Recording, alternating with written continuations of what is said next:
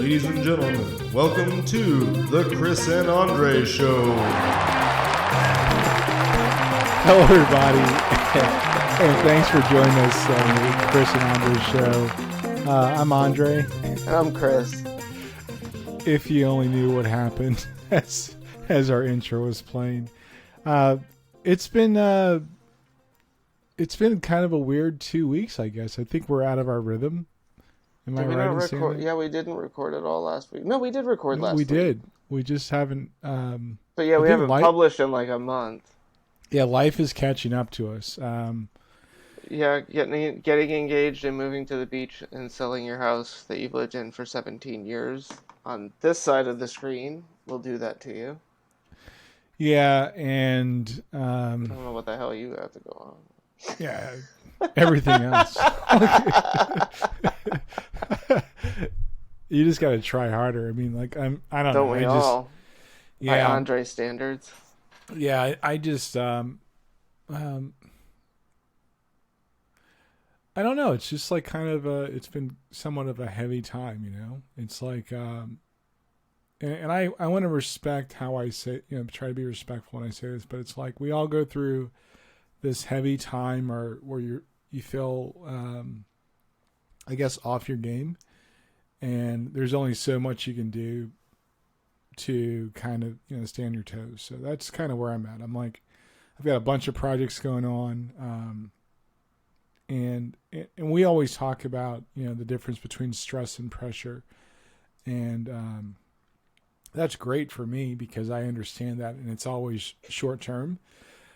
And I actually wake up super early, so like my day starts at like 4:30. So it's like I've been working all day, and it's what, five and some change right now. Yeah, I mean, you're a crazy man. Let's be honest. Well, that's how I manage the pressure, right? Like I can't sleep if there's things that I have sitting and waiting, and I only need like 4 hours of sleep. So. See, that's where I just don't.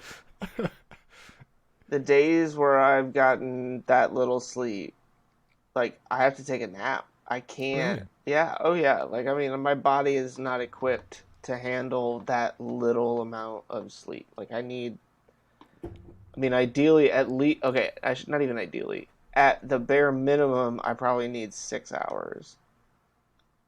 In a more comfortable range, 7 to 7.5.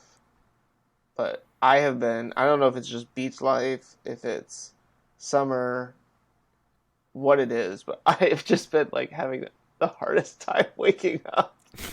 I have like 5 alarms set. I turn them all off. I go back to bed. Like I wake up, it's like 8 o'clock. I'm like, okay, quick, brush your teeth. We don't have time for a shower. You gotta go to camp. Like, that's funny. I know that for me, like when I set my alarm, if I adjust it, right? So I did an adjustment a few weeks ago for the gym, and I only needed my alarm for like a week. The following week, I woke up at like 4:10. I was like, yeah, I'm like already awake. And then the week after that, I was waking up at 3:45 because I didn't want to hear the alarm go off. See, and like I've had times like that. You know, like there was a long time where I was waking up at 5 o'clock almost every morning, and I would get up, I would work out, like, and just like, I mean, like you said earlier, life kind of happened, and yeah. I got injured a couple of times, so it was like my workout routine got thrown off, and I'm trying to get back into that a little bit more now that I'm down at the beach. But with all of the different projects that I've got going on, I've been running up and back to Cary a couple of times to do stuff at the house or you know, whatever it may be. But that should be finished here in not too long, fingers crossed. And I feel like I'm finally starting to kind of settle in temporarily at my parents' place down here at the beach. So on like those fronts, I feel like, okay, maybe I'm finally starting to kind of find my footing. But it's been, yeah, I don't know, like it's been rough lately. And not even like anything super heavy, you know, like I know you were kind of talking about that, but just a lot, you know. It's like I've got, especially right now because I'm also trying to keep track of stuff for my parents while they're out of town, and so I'm Right. like trying to make sure the house is maintained in good order. And I went out and mowed my dad's lawn for him the other day, just so I could be like, "Hey, I mowed your lawn for you." Uh, like I had to come over to the office and pull samples for the other sales reps and stuff like that. So like I've got additional duties on top of my regular job. Like been playing a ton of Pokemon Go lately, so like that takes up a good chunk of my day. Just driving around hitting the Pokestops. No, That's funny. Helena and I have been playing together, like when we go for walks and stuff like that, because they have the lake down here that has a walking path all the way around it, and there's like 5 or 6 Pokestops and 2 gyms that Wow. are all right there. So we go out there with the dog and do a lap or 2, and she gets to hit the Pokestops, and That's cool. yeah, it's not bad, Like I was just kind of we did that on Monday last week, after, or was it Monday or Wednesday maybe, and I just remember when we were walking around, I was like, this is why we moved to the beach. Like, Yeah. not that I couldn't have done things similar when I was back in Cary, like, but it's just, I don't know, it's different at the beach. Yeah, and that's cool. I mean, we've been we're definitely in the planning stages of what's our next phase look like. I want to go downtown, like downtown anywhere. But like I also Downtown Cleveland. no, Cincinnati. I would actually move to Cincinnati. It's actually a beautiful downtown. Would that make you a Bengals fan? No. No, you wouldn't. Like you, not you even. wouldn't pull for Joe Burrow? No. That just wouldn't happen. Like I almost started like rooting for State. I didn't watch the game when they who did they played Stanford. They played Stanford and then they played Vanderbilt. Vanderbilt, yeah. So I mean, like I've told you before, I can't watch my teams live for the most part. Like my mom and I turned on the game when like last week, and they started losing. Like not even losing, but they just weren't playing well, and we were both just like, all right, we gotta turn this off. We are the bad luck, and then they came back and won. But yeah, they have just been crushing it here at the College World Series. Well, they crushed it on last night with a 1-0 with that one being a home run. That's amazing. Like, yeah. And I always have to go back and say this. Like, I don't hate State. Like, State's it's just a great like, school. Yeah, it's a great. My daughter's going there, and it's like, gosh, I just don't want to say that in public. It's okay. Look, the truth of the matter is, Carolina is also a great school. Right. Duke's a great school. Like, they're all great schools. There's nothing wrong with going to any of those institutions. Like, we just don't like each other when it comes to sports. And it's not even that. Like, I think for the most part, we just don't like losing to each other. Yeah. Like, because it just boils down to local, like, bragging rights, Yeah, that's true. Like, and I didn't used to be like that until I moved here. Oh, yeah. No, I mean, like, this area, I mean, same thing. Growing up in California, like, there's plenty of college sports and stuff out there, but nobody watches. No, like, I was a Cal Berkeley fan, but mostly just because I thought I wanted to go to Cal. Like, that's where I was like, oh, I'm going to go to Cal. Would help if you didn't get a D in English your junior year, but... Well, there are Stay in school, kids. Unless you don't like it, in which case, just drop out. I had a conversation with two of my youngest sons yesterday, and not to get into the conspiracy theory, but I was like, I actually told them, I want to look at your old report cards and see how you did in science, because like everything you're saying is just, it's infactual. You just can't say that. Yeah, I had a similar. Maybe I think if I'm understanding you correctly, which is a little concerning if I am. But I had a similar kind of conversation with one of the guys that's working on our house down here. I was over moving some stuff around, giving him a hand, and I said, well, yeah, like, he said, well, have you texted your dad? And I was like, yeah. He was like, well, I've been having really bad trouble with my cell service. And I was like, oh, like, who's your cell provider? And he was like, Straight Talk Wireless. But my neighbor, they they've got, United. It wasn't United, obviously. It was something else. US AT&T, Cellular? yeah, U.S. Cellular, and they were having the same problems. And I was like, oh, that's interesting. I was like, I mean, I got Verizon. Mine's been working fine. He's like, well, you know what it probably is. And I was like, no. And he was like, well, they're getting ready to release the results of the audit. You heard about the audit, right? And I was just like, no. And he was like, you didn't hear about it? They stole the election. And I'm like,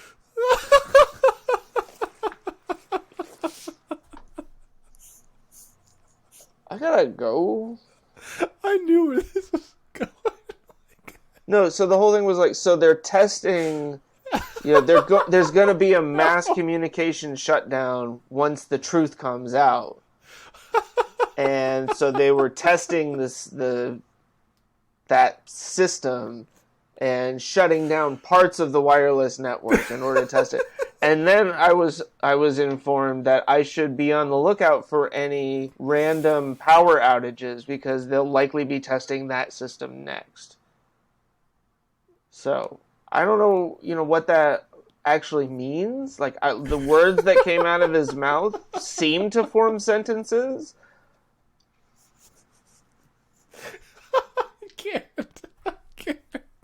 I mean, yeah, I can't. Oh man, I've been personally working on. So I have character defects, right? And one of them is like, I'm not a social creature.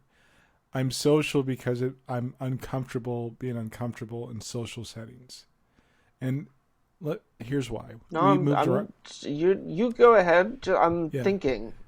We moved around a lot in my parents being in the military, right? So I always had to make new friends. So part of that routine was like going out and meeting people. I really didn't want to. Can I stop just 1 second? Sure. I want to make sure you said the reason you're social is because you are uncomfortable being uncomfortable in social situations. Yeah, So you're naturally uncomfortable, but you force yourself to be uncomfortable to be comfortable in order to not be uncomfortable. I'm naturally not a social person, right? But you force yourself to be social in order to avoid feeling uncomfortable. Yeah, and my reason, the trigger for me being uncomfortable is that I don't understand where people are, right? So, like, I'm for in me, Carolina Beach. I get that. You're an idiot. So if I'm forced to be in a group of people, I want to understand at least a cursory amount about the person. So not knowing that makes me super anxious, and it's like, who's going to stab me? And that's an extreme, but I always feel like that anxiety. Okay, but you told me the worst thing that could ever happen is somebody's going to punch you in the face. You never talked about getting stabbed. Now I got to worry about that too. Yeah, you do. Jeez. So remember my on-site interview at the area? Yeah. I was perfectly okay not talking to anybody, but I was kind of forced to be around people. Well, in order for me to size people up and kind of, make that less intimidating for myself, I start to talk. Okay. Yeah, I mean, I think I share a similar kind of, I don't know. People often are like, oh, you're always you're so yeah, outgoing. Yeah, exactly. Like you're always, everybody loves talking to you, and I'm just like, yeah, I wish they didn't sometimes. I find and you don't find yourself in this situation because you will straight up just tell somebody to their face, like, I don't want to talk to you anymore. But not in a mean way, but like, if you get that, you will just be like, I'm removing myself from the situation. I will stand there and politely, like, yeah, especially, and I've gotten better about it now, but like back in college, man, I remember there was this one, I don't even know how, I think this kid delivered food to our house one time, and then he just like came back another time because he thought we seemed really cool. And then we were like, okay. And somebody And invited him nobody said in. anything? I don't know. It was weird. But yeah, like I just remember, like there were lots of times in college where would end up just sitting there being like, why am I talking to this person? Yeah, I don't have that malfunction, but I try to give people the benefit of the doubt, and because I know I See, may I come don't have that malfunction.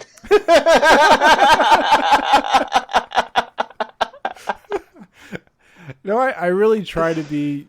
Um, I don't know. I've been told before that I seem like I'm always angry, which is true. That's So your secret.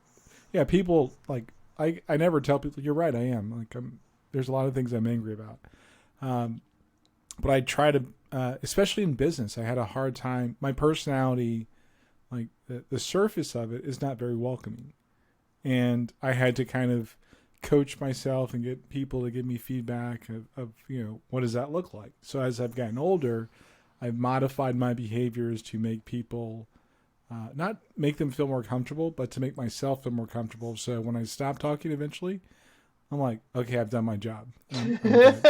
I can shut up now. But recently I've been trying to manage the fact that I also understand that I have a personality that can take control of a conversation, and I've been trying to not do that. The bad part is people keep saying really weird things around me. And you're like, should I feel like your natural instinct kicks in to be like, wait a second, and then you got this like new part that's like, hold on, Andre. Is this something new. Yeah, we're trying something new. Is this something that really crosses that threshold? And you're like, I don't know. This is all weird. I don't like it. Yeah, so I'm trying to manage that part of me. So, like, when we went to Puerto Rico, my daughter's got obviously a similar personality. I said, "Hey, babe, one thing I'm working on is I understand that about myself, where people tend to, I can take control of a conversation. I don't want to do that anymore, and you just have to be aware of it. If that's how you feel, this is what I'm doing to kind of manage that.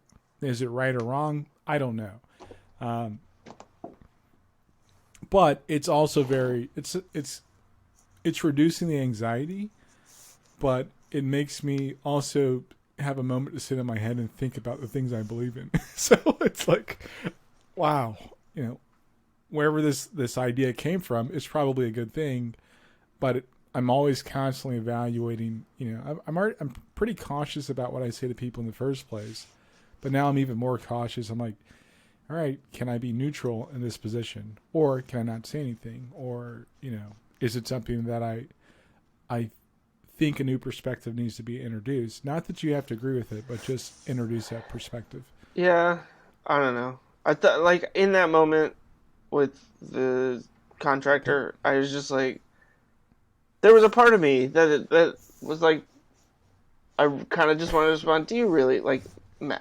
Think about this for a second. Like, just stop and think. Do you really believe that?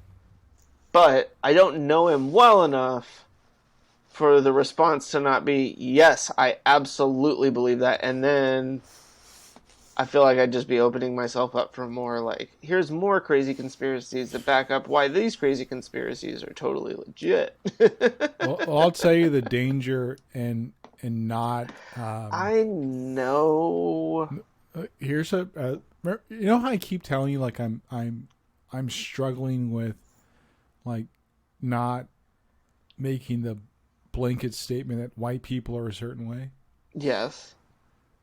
I continue to struggle with that. So I took my daughter to the airport last week. I went to pick her up Monday morning, and she went to see her brother in San Francisco. And I parked my car, and I'm walking to the elevator, and a lady is approaching me, an older like white lady, and I did the whole let's step away, give her room. That whole thing pissed me off in my head, so I'm already fighting with myself about that. I'm like, why do you keep doing that? I'm like, because we're in a parking deck. Yeah. There's nobody here to say that, like, the opposite of whatever that could happen. So I've already built that scenario up in my head. You know what she says to me? Hey, sir, what are the odds that if I park here, I'm going to get lost finding my car when I leave? And I was like, Very high. wow. I made this whole scenario. She's walking towards me. I'm trying to be defensive, in my body language. And she wasn't looking at me like I was a threat. And it made me feel bad about like the fact that I keep falling back into that trap. I really do. Yeah, I mean, it's hard, right? Like, I think so. Somewhat related situation. I was at the rest stop and was walking back to my car, and there was a lady that was a few steps ahead of me, and just having read a number of things, I slowed down and like tried to like while at the same time trying to make myself known so it wasn't like I was sneaking up. This is like broad daylight. Right. Like there's tons of people around and I'm still going out of my way to try and make sure that I'm not doing something to make her feel uncomfortable, right? Like she didn't give any indication that I was or that there was any problem, but it was just. And so, yeah, I don't know. Like, I think it's one of those things where part of it is, I think, like, there's a good element to it that, you're aware, right? And, like, taking some responsibility for that situation, I guess. And in your case, like, trying to protect yourself as well as your daughter. But, yeah, I don't know. I mean, the one time you don't, right? Yeah. That's where it's like it Again, sucks because it does like it feels like to some degree, right? There's no room for error anymore. It's like whatever someone thinks you were doing is what you must have been up to. Yeah, and that's where I said it's kind of heavy. There's like these things keep happening where it's like you kind of get tired, Like, and I've said this before. I'm tired of all of this stuff. Not in a way that I'm like, oh, I'm tired, exhausted. I can't go anymore. It's just like, man, like I can't be on all the like. I struggle. I cannot be on all the time. I'm just not going to be. I refuse to be. Yeah. And I'm not trying to speak for all black people, but I know there's a lot of black. I'll do that if you want me to. Yeah, go ahead and let me know how that works out for you. But it's like I can't be on all the time, and I refuse to be but I want to be. I don't know. It's just it's the and I don't think it's just like that. It's not just the racial aspect of it. It's just the trying to be informed. And I don't want to watch the news anymore because everything is clickbait. Yeah, everything is clickbait. Yeah, it's all gotcha journalism. My whole open letter to anybody that's a journalist, whether that be print or video. Like, I don't want your clickbait. I just don't want it. I just rather report the news and let me decide decide my conclusion, but report the news with facts. I don't need the National Enquirer headlines all the time. Yeah. And it's something we've talked about a lot on here, just like kind of that degradation, right, of the quality of reporting and journalism in mainstream media. And I think there's an element to it of the consolidation, right, of like print journalism, right, where you started getting large corporations or larger newspapers that started buying up the smaller local papers. And then what you end up with is the same national headlines being run at the local level. I mean, that's like my parents get the paper down here, and like the newspaper is like all of 4 pages. Wow. For like, a Tuesday or something like that, And I understand that it's not like, the Sunday paper, but I was shocked when I picked it up. I thought it was like one of those free, I was like, this is the Tuesday paper? Like, where is the rest of it? Oh, and then they didn't even have a story about the NC State baseball game, because that was the reason I opened it up. I was like, oh, I wonder, like usually they'd have Brett Friedlander or one of the like the local sports guys would do a write up for it, and they didn't have anything on it. It just said that they were going to be or that they had played the previous night. So they obviously printed the papers the night before, well before and the game was at like 7:00, 6:00, something like that. So it's like, I mean, I don't know. I'm starting to think that local news is going to die. Well, because it's the same thing on live TV.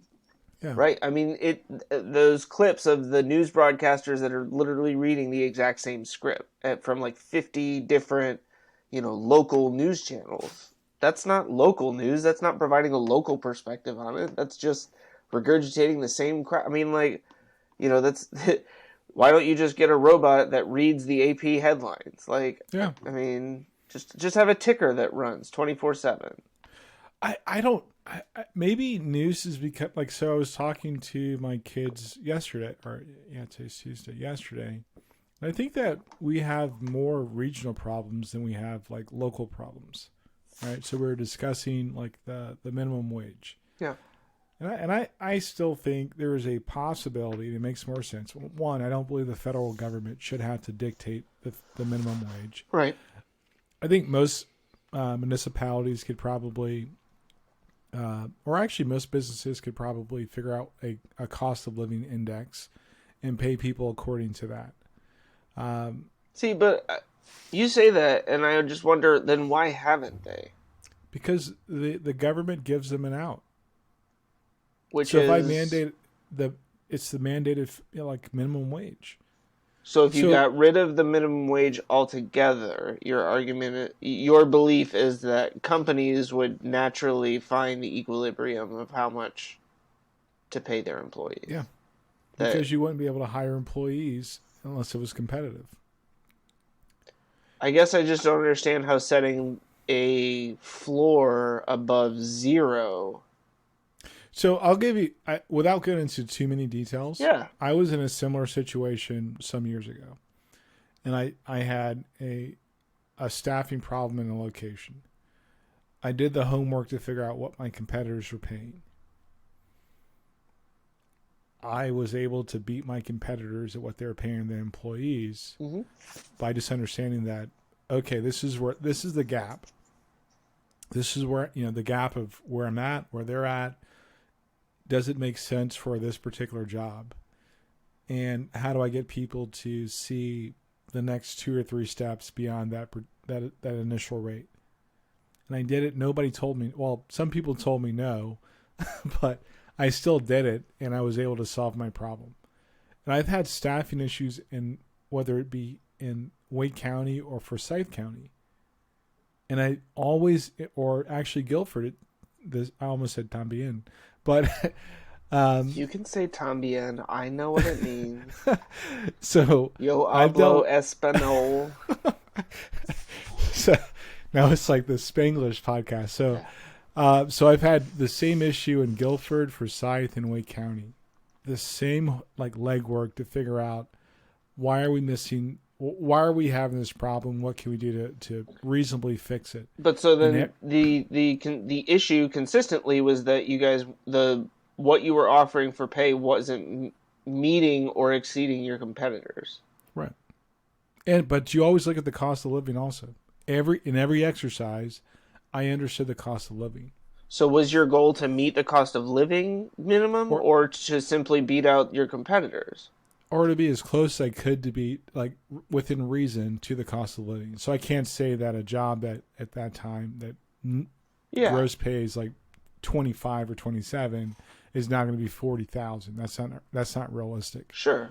But I can say that, okay, what's the gap between where this caps out and that job at 40,000, right?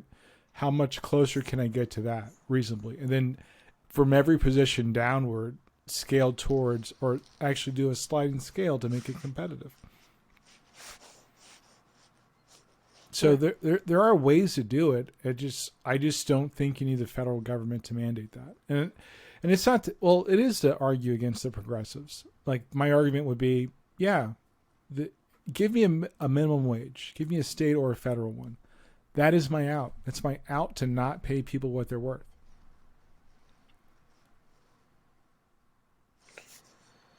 I don't know. It's a hard argument. I understand what it is that you're saying. That basically, the government says I only have to pay you $7.25 an hour, so I'm only going to pay you $7.25 an hour. But you're going to pay $7.50 because your competitors are paying like $7.75, right?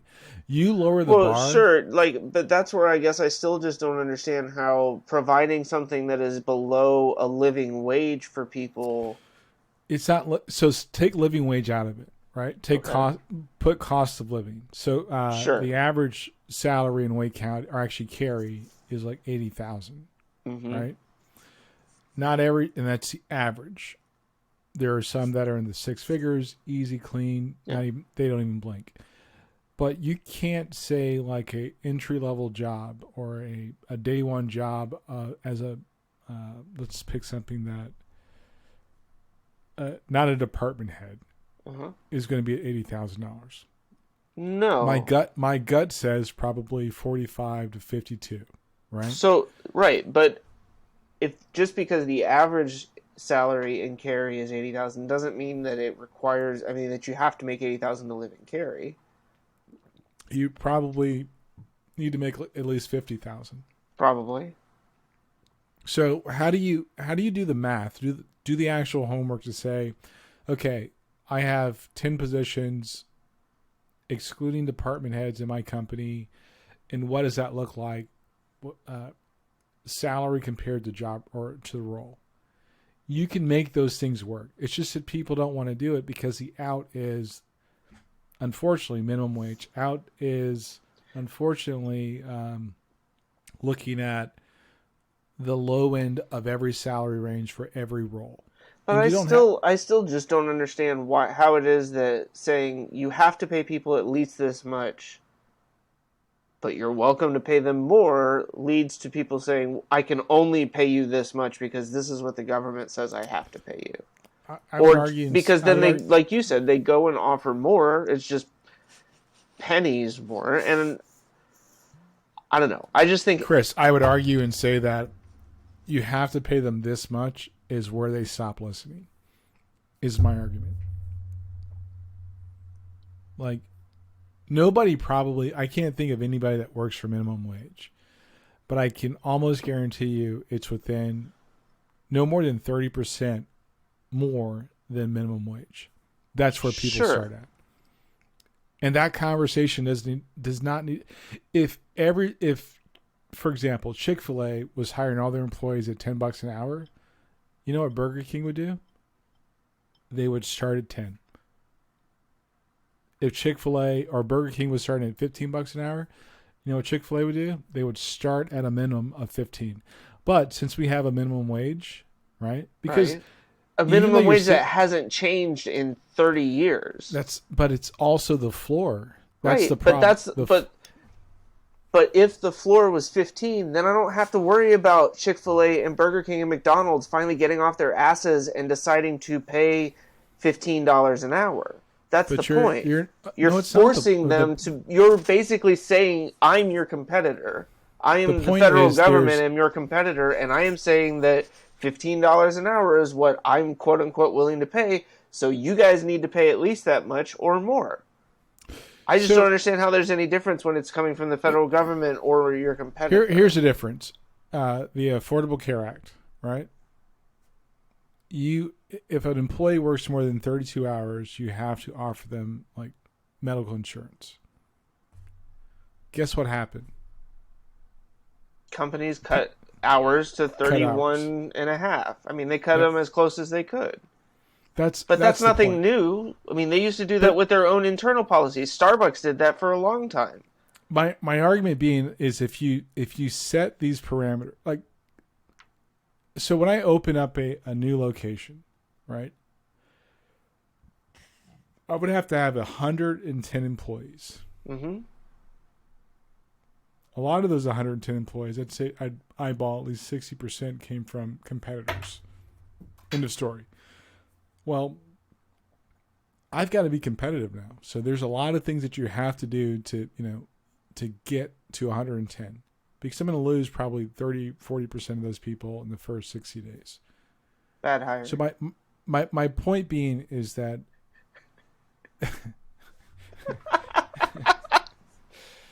God, I love you. Nobody takes a job just to get fired, Andre. No, there are some people that just love to job hop. If you look at applications, you'll see that, right? My point being is that companies can't open or stay open with no employees. So they're always constantly doing things to attract and retain the best employees. That's my point. We're leaving it to, if you give me the parameters of this is the starting, I just got to stay here and I'm not going to get in trouble. That's what a company's going to do. But if you, I just feel like if you say there's no minimum wage, that is the exact same as saying the minimum wage is $0. Like there's that's not gonna happen. No, I know, but that's what I'm saying is that there's no difference in having a minimum wage that is, or at a penny, right? Like you have to pay people at least 1 penny per hour. I mean, companies aren't going to suddenly go, oh, I'm only going to pay you a penny an hour, because obviously nobody's going to take that job. Okay, I will. I know I'm being difficult, but I know you're pushing back. My point being is my argument would be, I think that the barrier is also being created by the government. Basically, if you let if I can't, right now, companies are saying gas stations, a $400 signing bonus to work at a gas station, $1,000 to work at Cheats, because the reality is that I'm not going to take this job if I don't have to. You better entice me to take this job. That's my point. It's the polar opposite to, people aren't getting jobs now because they make more money on unemployment. Yeah, because you have crappy jobs. Right. You have crappy jobs. You have there's no benefit for me to be an employee, to be committed to your company. Sure, yeah. But so it draws out. Sorry. It draws out the fact that companies understand these things, but it still seems like they're not doing anything about it. Their solution is to point the finger at the lazy workers who want to sit on the couch collecting unemployment. And it's I try to make the argument with people, well, doesn't that mean that we ought to have jobs that pay people more money than what they're being able to make sitting at home at unemployment? If $600 makes that much of a difference in somebody's life that they're willing to sit on their butt in order to collect that. Most people don't want to just sit on their butt all day. So correct me if I'm wrong, but isn't it's the equivalent of $900 a week? It might be. I don't know what it is. Yeah, you have now. state unemployment plus whatever the federal supplement to that is. So that's $900 a week, right? Yeah. If I can almost guarantee if you go to a fast food place, you're not going to make $900 a week unless you're a manager or a salaried employee. Sure. So my point, the market, and this is the hypocrisy of the American capitalism. Yeah. We understand that. We know that. But it's but you have to, we're trying to carrot and stick people. Sure. It's so we were talking about Cary earlier, right? Yeah. Cary's solution, or the people in, owning businesses in Cary is, well, yeah, I don't have to pay you enough to live in Cary. You can go live in some shithole in Garner or Holly Springs or downtown Raleigh. I don't care where you live. You can commute. You come work here, and then you go back to wherever it is that you live. And this also helps to make sure that while you come to work here, that the people who come and eat here don't have to deal with you afterwards. I experienced that firsthand in Winston-Salem, and I just, dude, I get it. I know you do, and I know that you're not. Sorry, I sometimes, and I want to make this clear. Sometimes maybe it seems like you are Mr. Corporate, yay, capitalism, down with the individual worker. And I know that that's not true.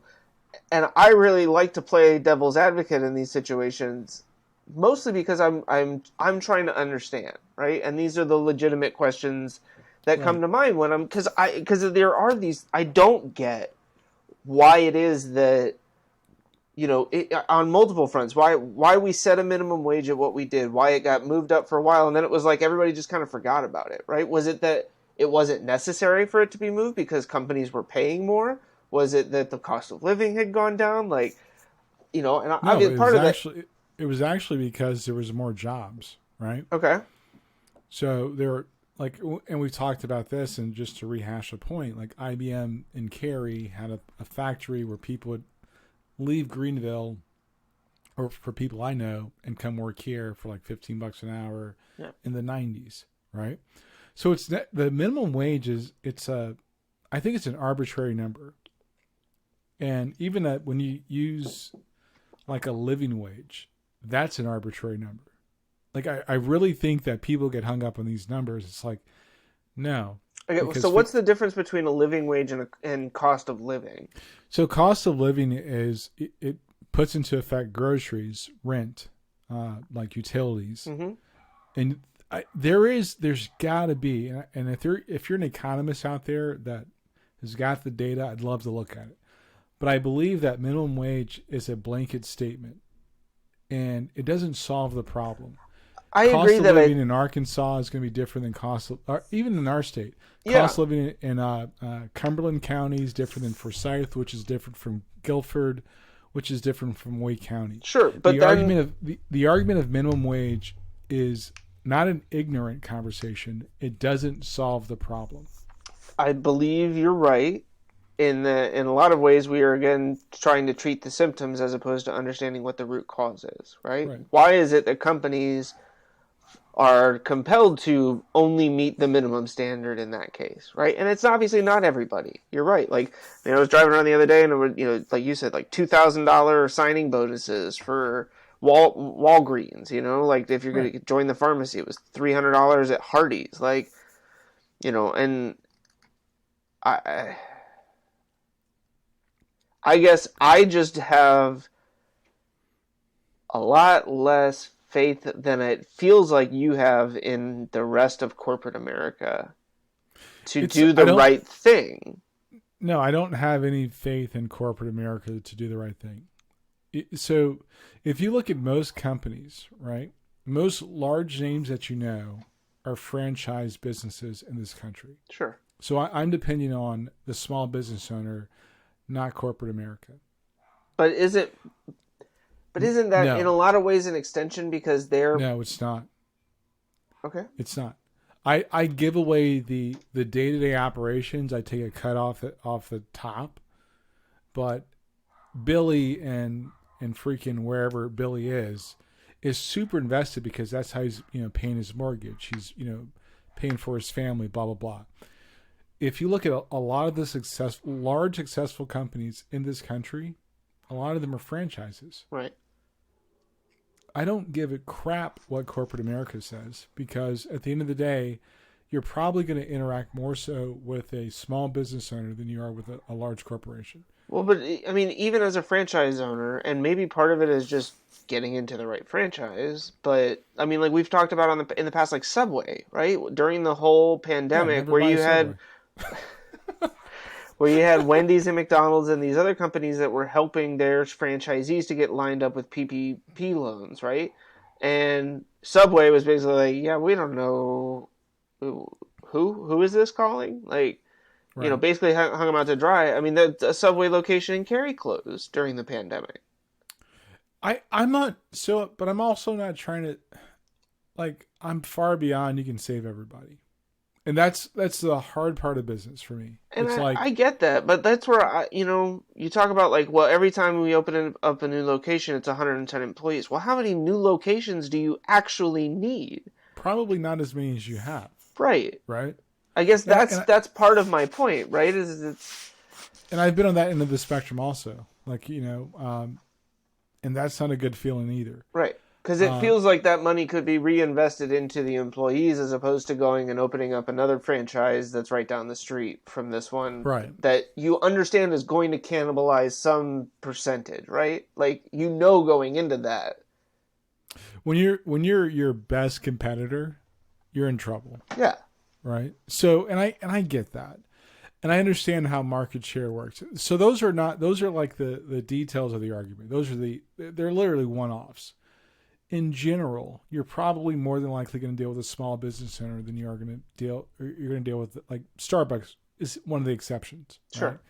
They do a But pretty even good Starbucks, job. like when I worked at Starbucks starting out, I wasn't making that much more than minimum wage. But they also have a path, like They do. But they have a path, and they also understand that their average employee is probably going to stick around for 7 to 8 months. Well, and right? I mean, yes, like the path forward, like you had your quarterly reviews. Right. There were, specific times where you were expected, like based on your review, you got a certain percentage increase in your base. Yeah, and then there were the training opportunities and all. I mean, like, I'm just pointing out that, and maybe that is the point, right? That, like, starting out at $7.25, $7.50 an hour isn't necessarily the worst thing if there's a path for you to get there. Yeah. Right? Because, like, that was the thing I understood when I started there. Like, okay, cool. In the next year, I could be making X amount if I do these very basic things. And I did, and that's where I ended up. So you're kind of like, to be honest, like, you agree with my theory. My theory is like, yeah, it's not necessarily a good company, a company that's going to be around for at least 25 years. They're going to understand the rules of the road. Like, and it's just the way it is. I got a conversation with somebody a couple weeks ago, and I keep saying Chick-fil-A because one thing I understand about Chick-fil-A, their customers believe Chick-fil-A is a company that Chick-fil-A says they are. Yeah. That is, without a doubt, no matter what, people are ride or die Chick-fil-A. I'm not, but it's one of the, I can at least be objective and say, no, their customers really believe that everything they say about themselves, and they're able to deliver it at some level and meet expectations. At every store. I mean, there are very, very few exceptions in my experience that I have had that I've not had a great experience at Chick-fil-A, even when they're completely slammed. Like, right. You still get the same general, like, friendly, service, and people running around the store offering refills and taking trash, and it's great they pull that off. Yeah. So my point being is, like, when you look at, like, what capitalism looks like, really, they would be a good example, right? Their employees seem happy. They seem like Starbucks too, right? So I can take a corporate entity, and I can take, like, one that's predominantly, they're probably 40-60 franchise. They've been able to, like, take that persona and sell it to people, and their customers believe it. I don't like Starbucks, but I know more people I know love Starbucks than don't like Starbucks. And it's just like, look, guys, you can have the argument about minimum wage all you want. It doesn't solve the problem. The real root of the problem is, don't give the companies the out. If these companies like Starbucks and Chick-fil-A and, a handful of others, like, I'm a real big fan of Red Robin, right? If they want to continue to grow as a company, force them to do the right thing by their employees. That is the better argument. How do you do that, though? Voting with your wallet? Is that? Yeah. I mean, supporting the companies. When Chick-fil-A, when they had a foul ball with the LGBTQ rights, that statement, they course corrected. They're like, okay, whoa, let us redefine what we're saying. Right. Did not mar their image one bit. It was literally a speed bump. And I always say, never park in a speed bump, because I had somebody tell me that, right? You hit the speed bump, you're like, oh, okay, that's there, and you keep moving. the same thing. Like, it's the same principle. Like, and I know it's contrary to the minimum wage argument, but I'm telling you, as a guy that used to, like, quote unquote technically sign the checks, I don't need the federal government to tell me how to keep my business open. The worst thing for the business owner is to have to close their business. Like, and that is a hard fact that people they're not aware or they want to ignore. I can almost guarantee you if I was losing new applicants because I wasn't competitive in pay or benefits, I would have to change that. So then is it just that in some ways you have a different level of applicant?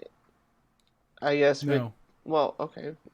Between places like, McDonald's or Burger King or Wendy's and Starbucks, like. No, actually, technically, no. Right. It's been a benefits game since, in my point of view, since the 90s. So then are these just jobs that people take because they need a job? Like, I guess I don't understand then. The argument's this. And these people just suck? No. It's been a benefits game since the 90s. Like, I'm going to tell you this. Like, I've had people say no to a job because of benefits. I mean, that was why I went to work at Starbucks. Starbucks Right. was the king of the benefits game in the mid-2000s. Like, yeah. They had stock options. They had the, path to, you could basically get to corporate eventually if you really wanted to, or run your own store. And so that was a huge part of it. I mean, I'd been at Blockbuster for 3 years before that, but I didn't have insurance and I didn't have any of that other stuff. It's a benefits game. It's been a benefits game since like 98, 99. And we're arguing, we generally are arguing about the wrong thing, right? We had the Affordable Care Act because we're still arguing about the wrong thing. So then, if it's been a benefits game for this long, why haven't the benefits improved? Because the media can dictate the conversation. So you feel like think about every conversation we hear about, like when we think about equal pay, it's always about a living wage. A living wage means what to who? Yeah, but right? I still like. So I feel like we're kind of splitting hairs when I say living wage and cost of living. Like, those two things are very synonymous to me. Like, that I can afford the cost of living is my living wage.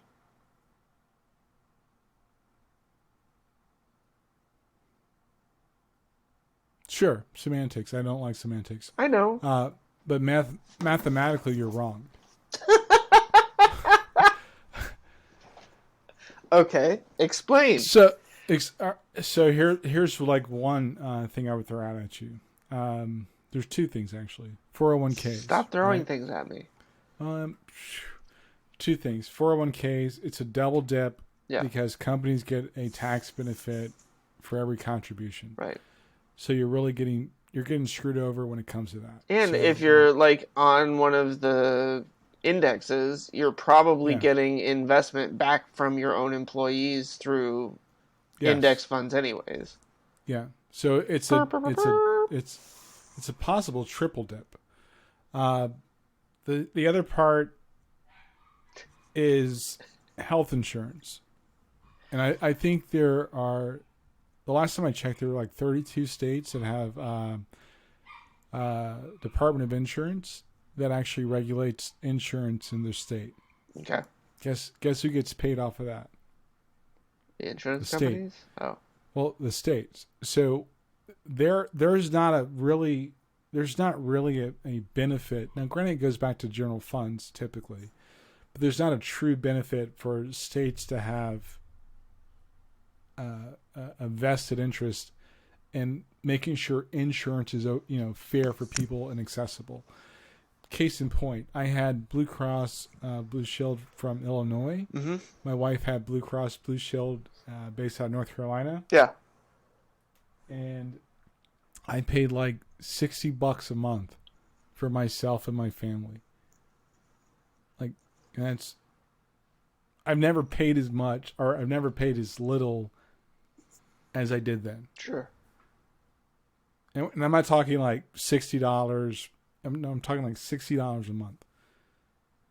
So there's no benefit. And the only reason I was able to do that because I worked for a company that was able to have their insurance based out of Illinois, blah, blah, blah. Right. It was actually truly competitive. Not this, pseudo competitive insurance market that we have right now. I mean, it's, yeah. So could anybody that's making like $8 an hour pay $60 a month? Yes, they could. Right. So the argument's never really had with the complete context.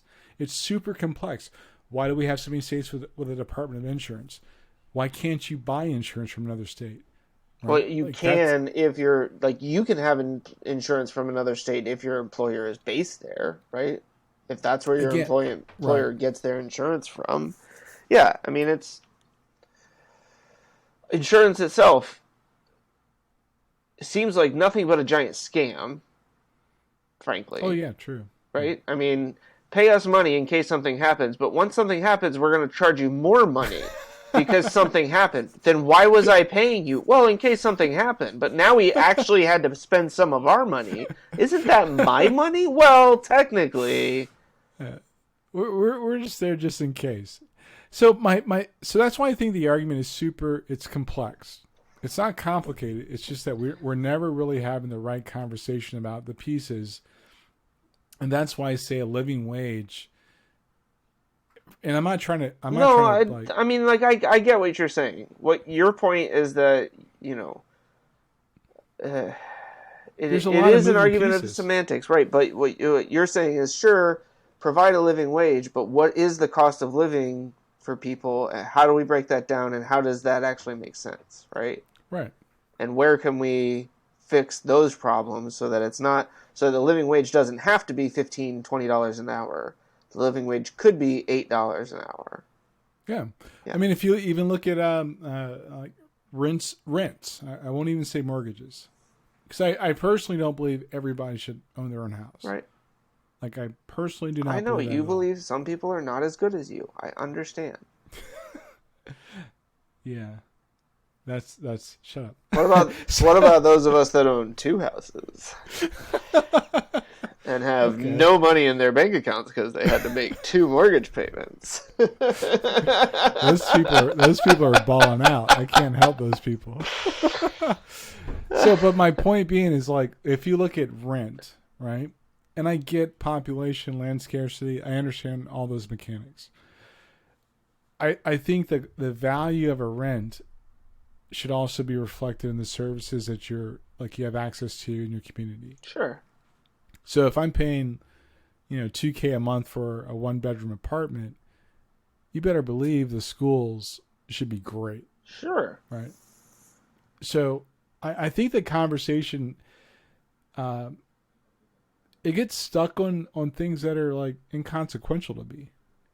It's like they're not even semantics. It's just kind of like clickbait crap just to talk about. No, I mean I get what you're saying, and I understand that it's very common, right, for us to kind of get caught up in this crap that isn't really important because ultimately that's what keeps all of us distracted.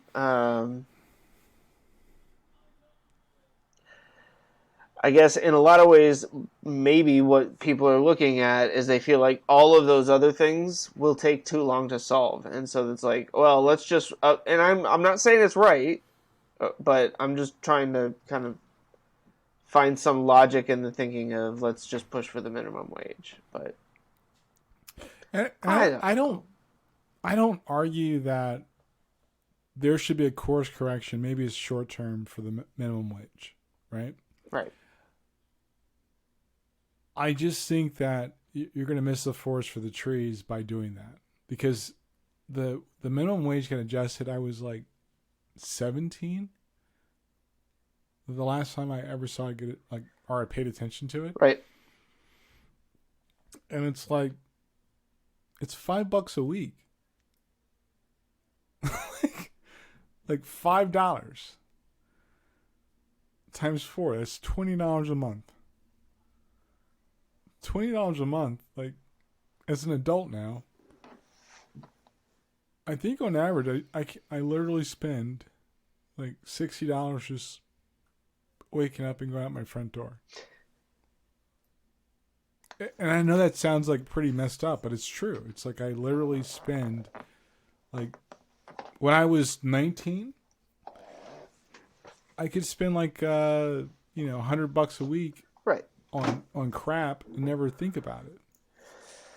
Now that I'm 44, I spend like whatever I spend. I'm not like No, but it's, I mean, that's part of it, right? Is the cost of everything else has skyrocketed at a time where right. the lowest, salaries have remained largely the same. And I think a lot of people feel like, well, this, the easiest solution is to just pay people more money. I'm with you in that is short-sighted. And it probably, I mean, if nothing else, it needs to be, let's attack this from both sides. Sure, we need to have some correction in the minimum wage, but let's not overdo it, and let's see what we can do to fix the problem on the other side to make things more affordable for people. I mean, you're talking about the states with the insurance companies or the insurance regulators and stuff like that. Think about all of the states that signed up for, like, the Medicare, right? Medicare expansion for their citizens, and how many of them were red states that did that, right? Let's talk about the states that don't have a state income tax, like Tennessee. Right? I used to think that was pretty dope. Sure. Until I realized that Tennessee is like one of the top, like, takers from the federal general fund. Yeah. So when I think about $15 an hour, when I built houses, and when I stopped, I think I was making $18 an hour. This is 1999. I was a newlywed, had one child. Like, and guess what? That wasn't enough money. Yeah.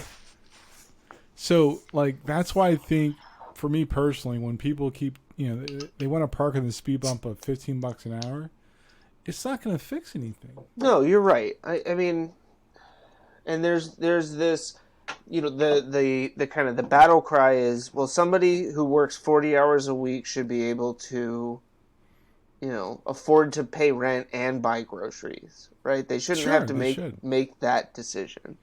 But again, that comes down to, well, what are they paying in rent? What is the cost of food in their area, right? Like, yeah, there's like, and I'm not an economist, but I know there's some things that don't make sense. Like, well, I was a realtor, but I can tell you that demand doesn't dictate a 40% rent increase. Like, that doesn't make sense to me. Like, there's no calculation that tells me, rent in the last 2 years, from what I can remember, in the last things I looked at in Cary or Wake County, it's not 40%. Yeah, there's just no way. I know what I can rent my house for right now, and I think it's kind of not. It's no, I know. I mean, I looked at the same thing, right? When I was first looking at selling the house, I thought for a moment, like, well, should I consider holding on to it and renting it? And part of me was just like, I don't want to deal with the headaches. But yeah, like, looking at the number, I was like, that's stupid. It's outrageous, right? That Zillow, get out of here. Like, it's literally it's just reinstituting the haves and the have-nots. Yeah. Right?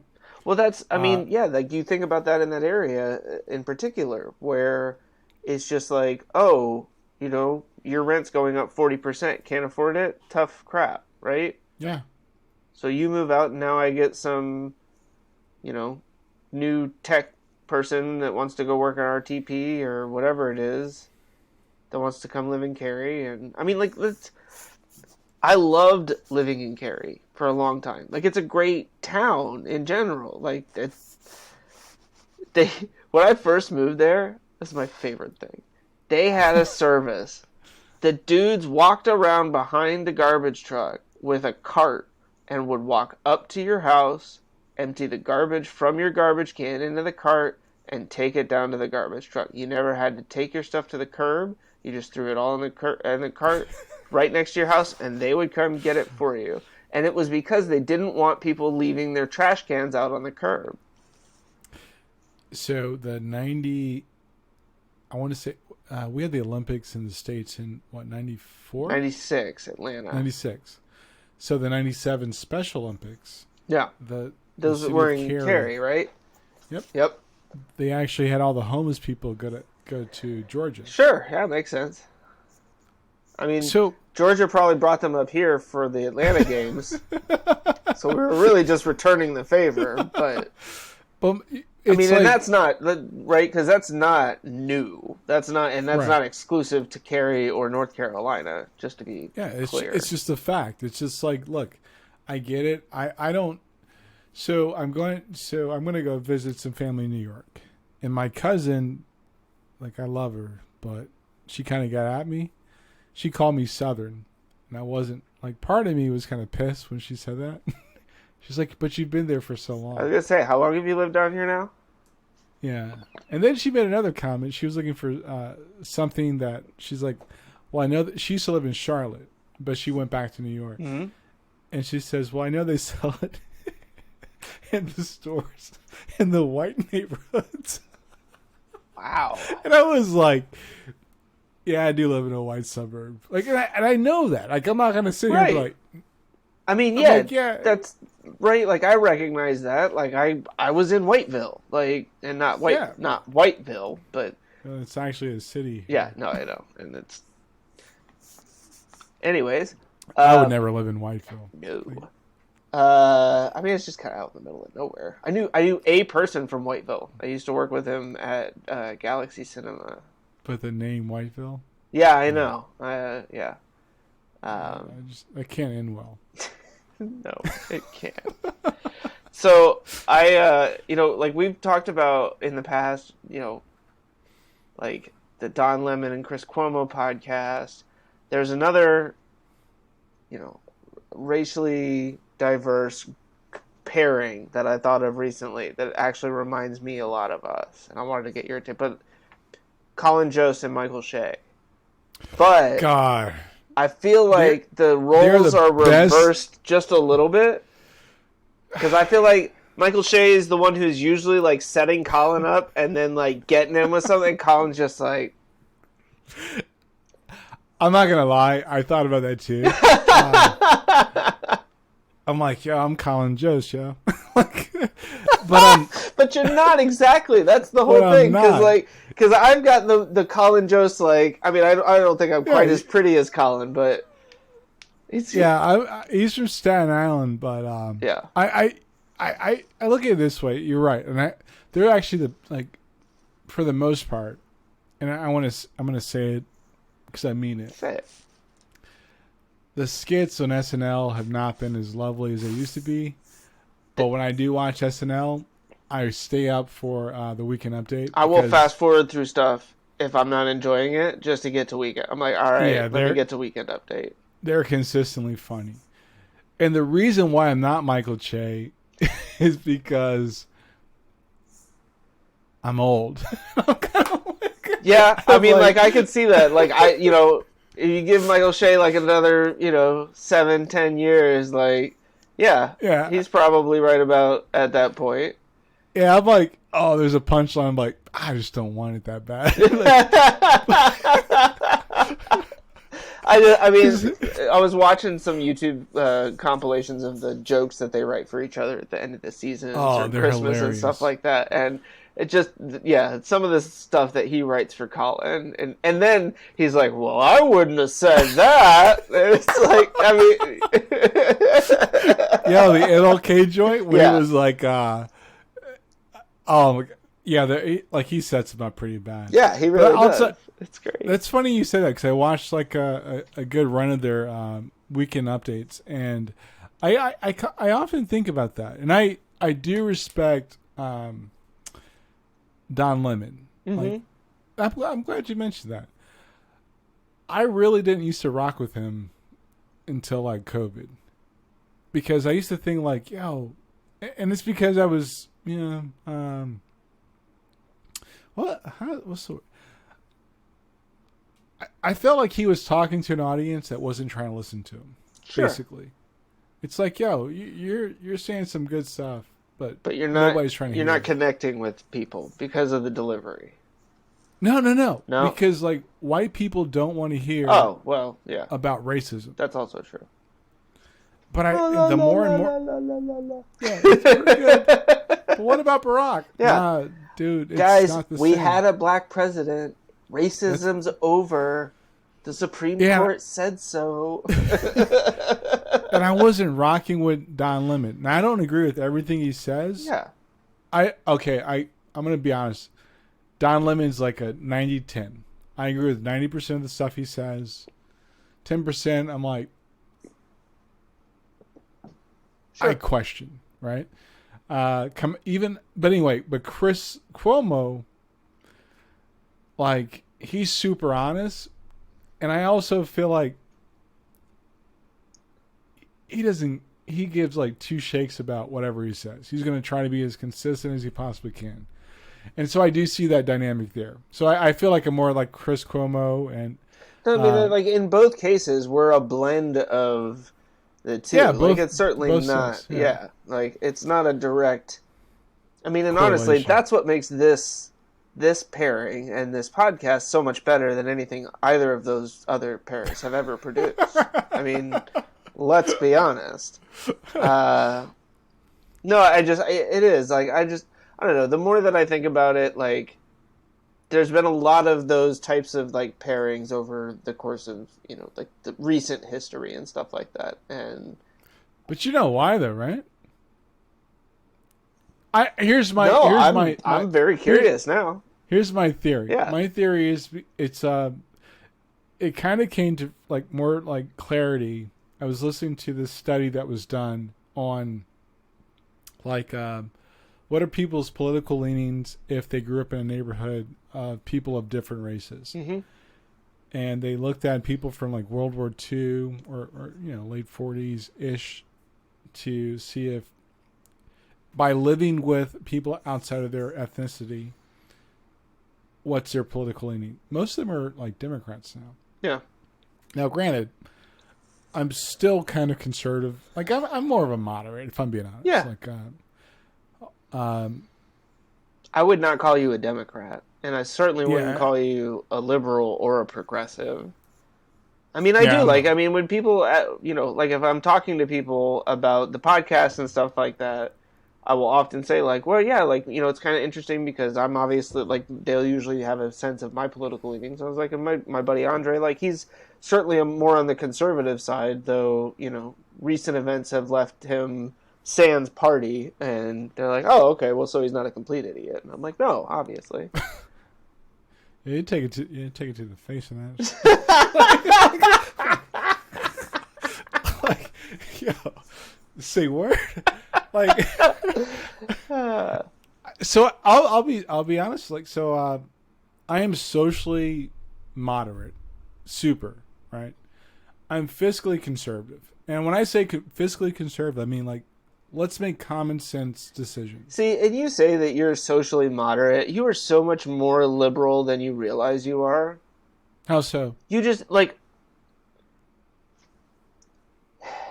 I just think that you're more open to things once you learn about them. That's the definition of being a moderate. I disagree. What the hell are you talking about? I don't know. It's late. So socially, for me, socially moderate means like, all right, that makes sense. I just feel like you're more, I don't know, moderate. I think like right in the middle. And part of it, I think, is the part of the issue is that the idea of conservatism, moderatism, and liberalism has gotten so skewed lately. Or to be fair, like when most people say conservative, right? Yeah. They say to the written rule of the Bible. Okay. And most of those people have not ever read the Bible. Sure. And that's where I'm like, I saw a great meme the other day on Twitter that said, all of you, like devout Christians who are like touting eternity in heaven with you, it's not as enticing as a prospect as you think it is. Like, but here's my thing with that. I think Jesus was a moderate. Like, if I'm being honest, that's like if blasphemous. Sure, okay, well, sign me up. So when I think about my faith, I think about the fact that I've actually read my Bible. I've actually studied my Bible. I think that people that try to take the Bible in a literal state, no, actually, that's not true. I think people that take the Bible out of context are dangerous to the faith in general. Sure. And context is important in almost all aspects of things. Well, especially for me, when it comes to faith, it's super important because, like, that's actually made me question a lot of things, right? Mm-hmm. Not that I don't believe what I believe. It just means that in light of the context, what does that truly mean? Sure. Right?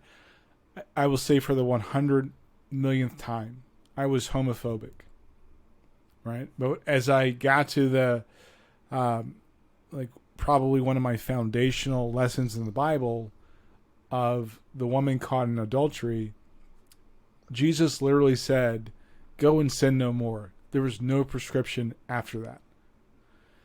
When I think about the woman at the well, same thing. It's like the prescription that people put on faith makes people hate people that believe in faith, regardless of the religion.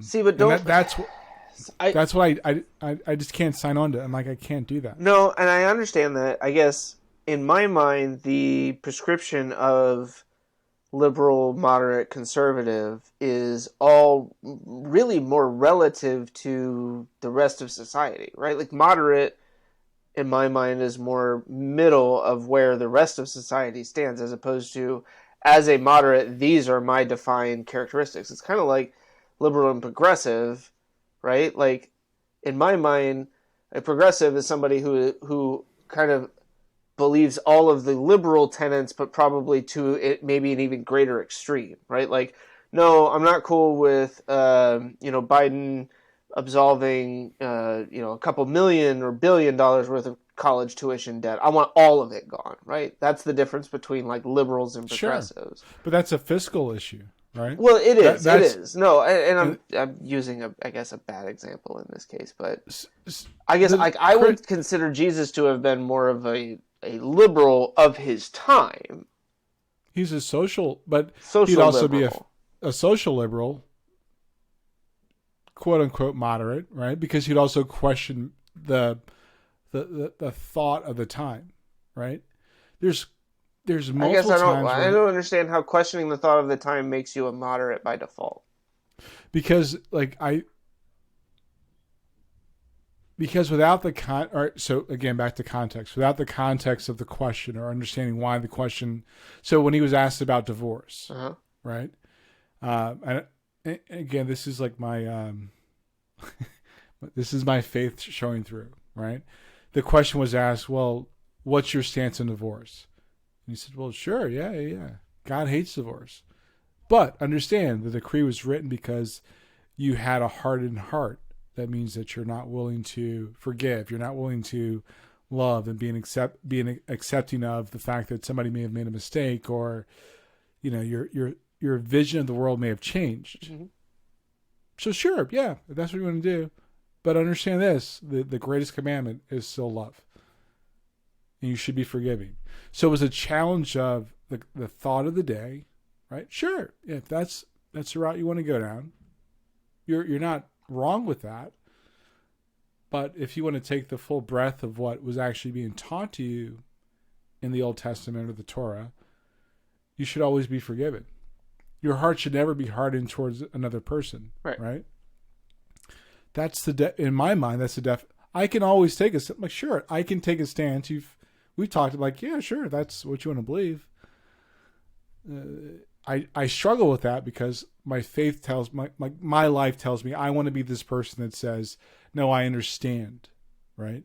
See, and I guess like And because you talked about having been homophobic before and the stuff that you went through and how you kind of grew from that, and that's where I think that I would label you more as like a liberal leaning moderate socially, in that I think you are much more open minded than most people that I would even consider to be moderates when it comes to things like that. Like you are more comfortable saying I don't have a dog in that fight, or like that doesn't directly affect me right now, so I may not have an opinion on it, but I reserve kind of the right to make an opinion or make my position on this known later. that's fair, and I can respect that. I'm I not guess insulting you by saying you're liberal leaning. I don't need you to like take this personally. no.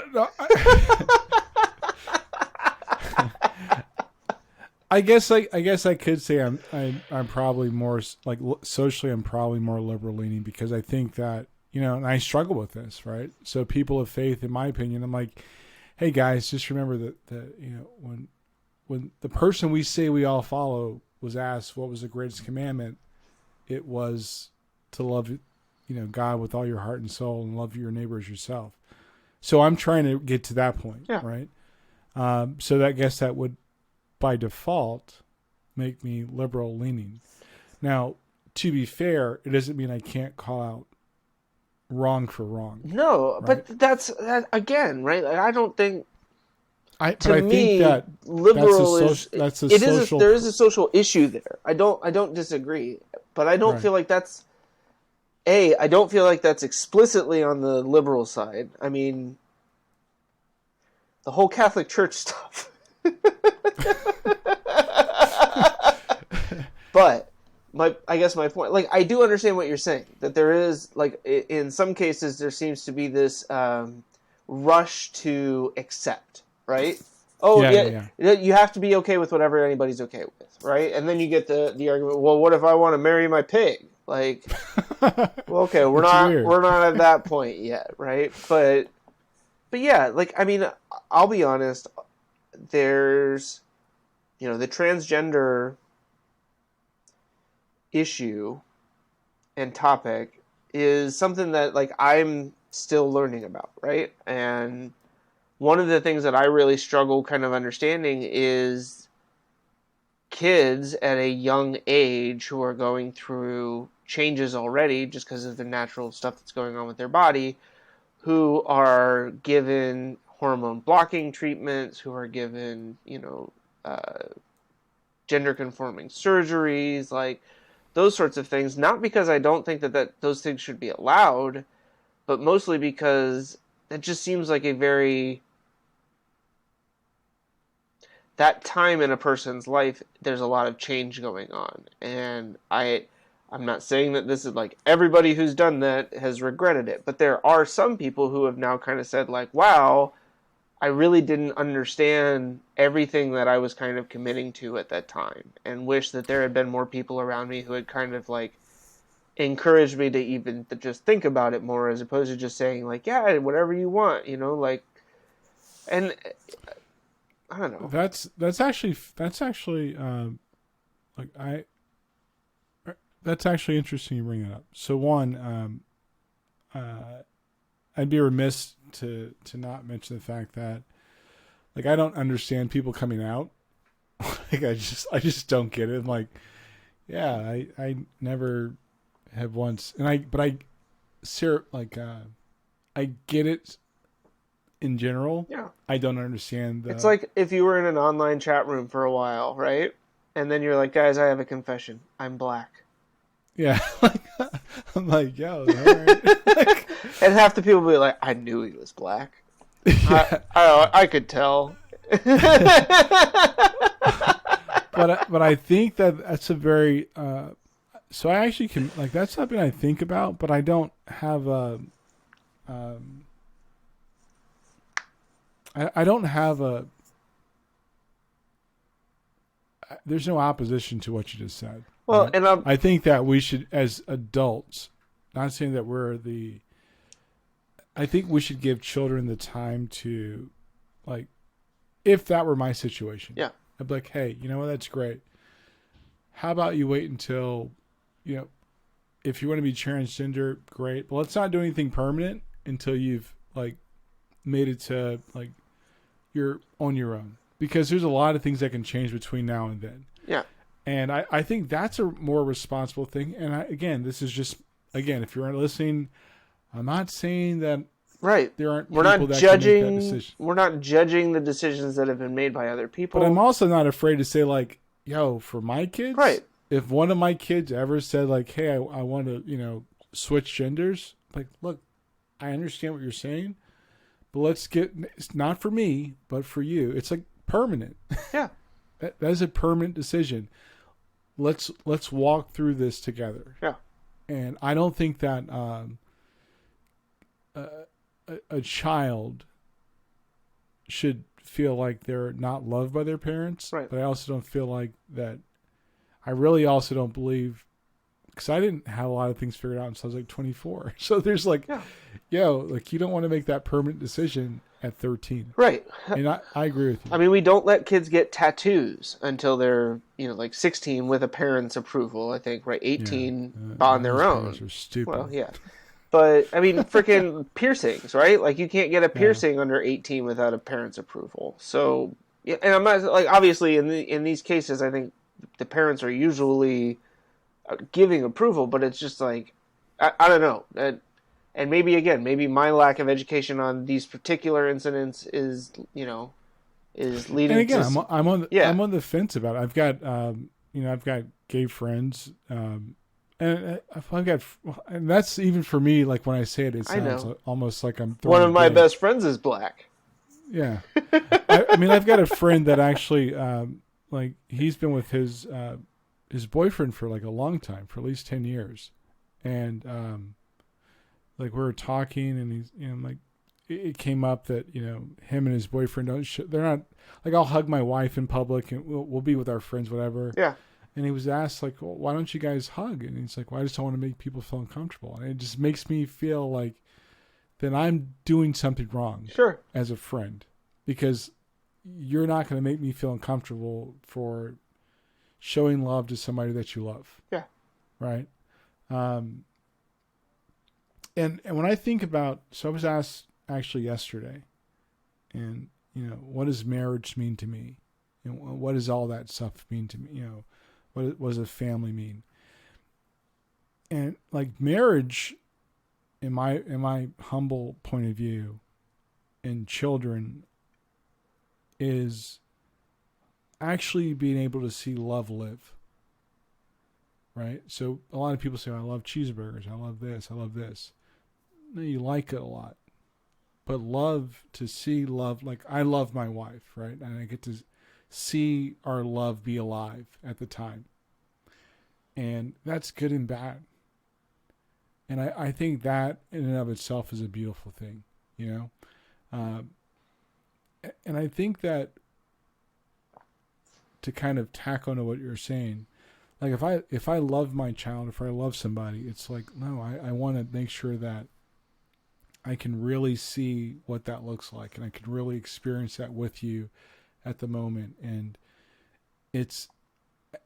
I'm not a romantic person. I don't romanticize anything, but I can definitely say that even with my emotional immaturity, that one thing I do enjoy about life, and especially about marriage and relationships, is you actually get to see love be alive. Like you actually get to see what that looks like, like my circle. I love my circle, and I've seen all of you guys. You guys have all seen me in my strongest points, my weakest points, and we're all okay at the end of it. And I think that, we owe that to our LGBTQ like brothers and sisters, because, it's hard, Yeah. Love in general, not just in a monogamous relationship, but just to love each other is a complicated task, because the minute you have to put your values on the ledger for what you say you believe in, most people get afraid. Yeah. And I can't, you know, I never ever want to like be the barrier to somebody enjoying their life. You know, I want to be there, good and bad, agree, disagree, but we're all good at the end of the day. So that's how I look at that. Yeah. You know what I think? Especially when it comes to your kids, right? Yeah. Like, I think that's one of those things that as parents we kind of fear the most is that our kids will go through something that they don't feel like they can talk to us about. And they'll feel like they're alone or like they don't have that support. And while we hope that we've taught them everything that they need to know to be able to make those decisions on their own, to make the right decision, you always want them to know that they can come to you, you know? And that's in those moments that's not going to be yelling and screaming. It's going to be, hey, let's work through this together. There'll be time for yelling and screaming later. Like I've got a whole Saturday book for that.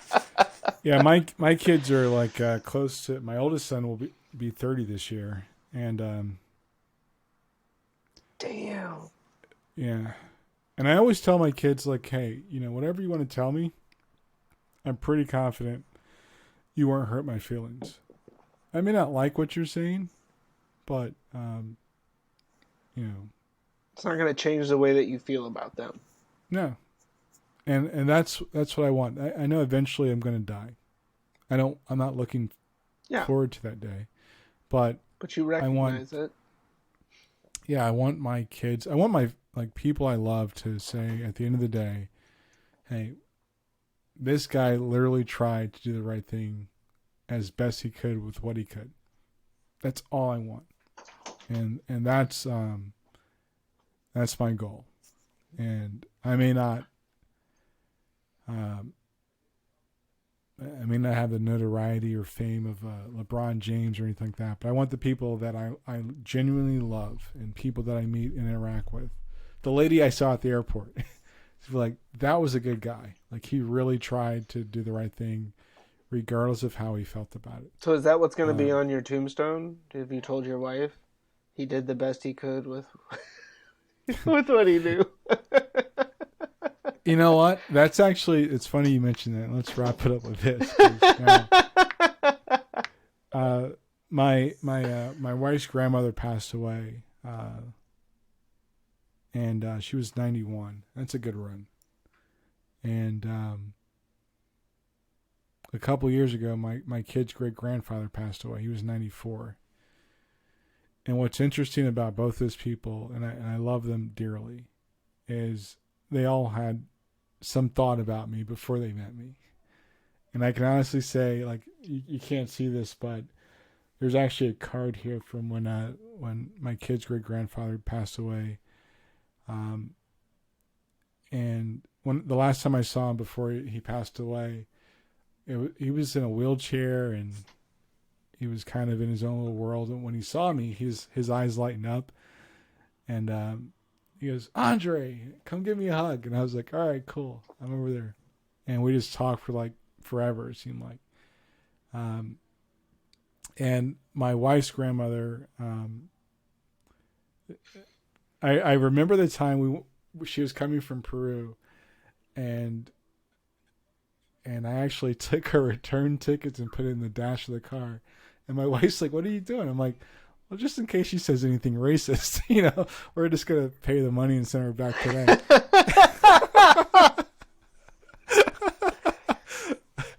And you know what? Like, she was the sweetest lady. And this is when I was working at this one place. I would get up early in the morning, get a cup of coffee, smoke a cigarette. And like, she was with us for like a month, I think. And like by day 2, she knew when I was getting coffee.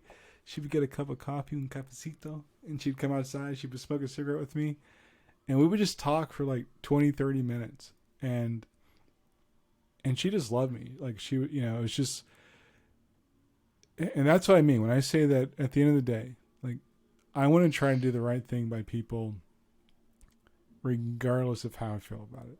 And I want people to, like, I may not show it on the outside, or I may not be as soft and fuzzy as like a teddy bear, but I really want to try my best to be a good person. And yeah, but and she actually told me that I was getting fat. So That's what I was waiting for, and I knew that was coming.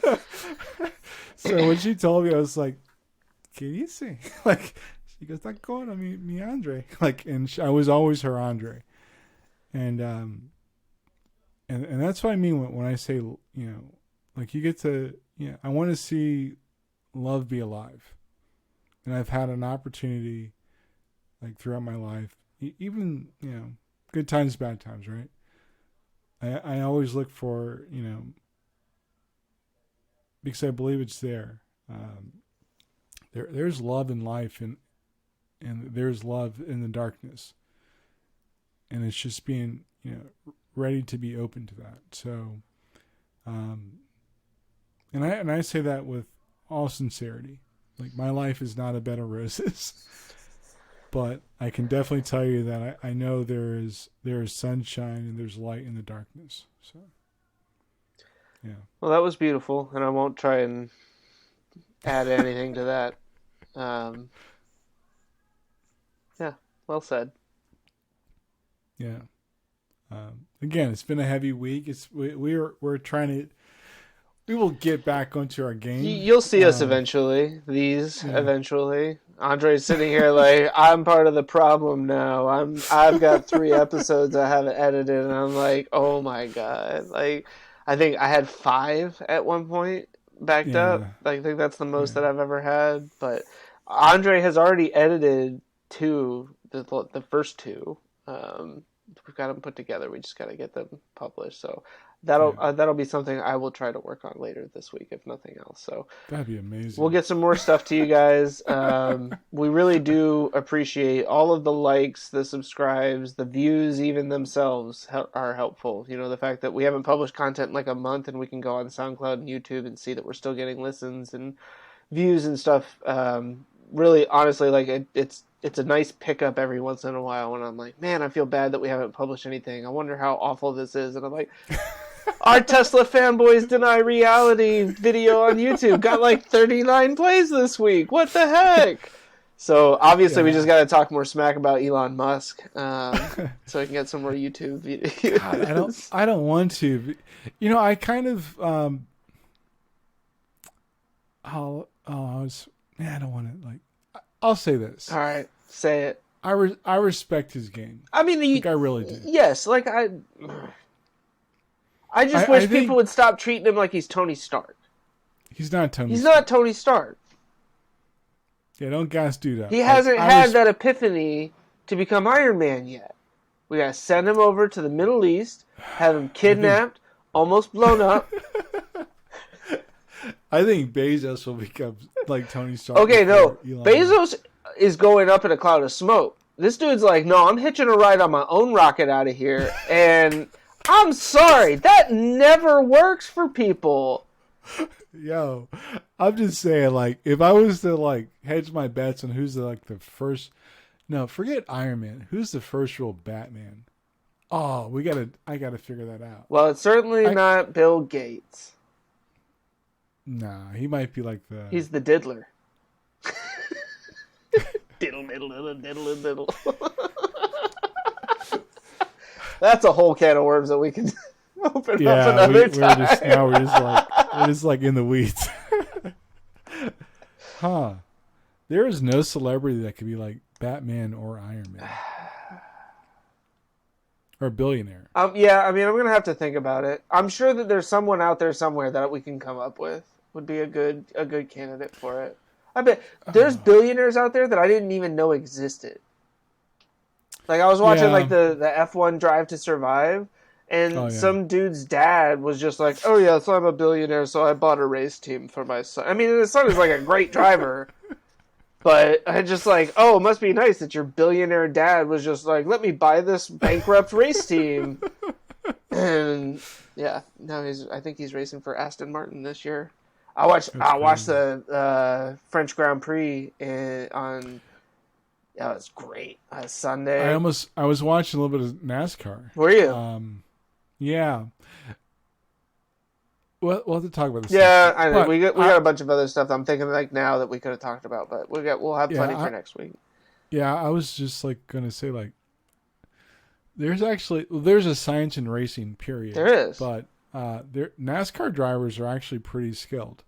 Those guys navigate a 5,000-pound brick At almost 200 miles an hour. Yeah, 175. Yeah.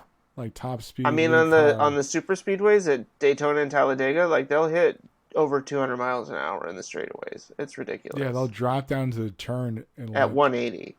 180. Yeah, I want to be making a 90-degree turn or a 180-degree turn, no matter how hard the banking is, at 180 miles an hour. So I get the. All right, we got to talk about that. Yeah. I'm not saying hillbillies are cool. I'm saying like the science and the driving. Yeah, there is. Respect for the racers out there. All right. Well, we're glad you joined us. You can catch us on all the spots: Spotify, Google Podcasts, Apple Podcasts, Pandora, SoundCloud. That's our first baby right there. Tune in. Hit us up at comments@chrisandandreshow.com. You can reach me at andre@chrisandandreshow.com. You can reach me at chris@chrisandandreshow.com. I changed it, dog. What? Our website is where we put a lot of our extra, like, if you can believe it, we actually have more things to say. I know, crazy, right? We don't even have time to edit episodes, and yet we publish stuff on our website. You can find us on Twitter at Chris and Andre. Yeah, I got that right this You time. did, yeah. I nailed it. We're on Instagram and Facebook. I'm still there, ever so slightly. But we're hanging out. And thank you for listening to this episode. It's kind of the heavy week for us. Yeah, so 6 weeks from now when you finally hear this, know that a month and a half ago we were going through some shit. We're glad you joined us. As always, I'm Andre. And I'm Chris. And we'll talk to you next time.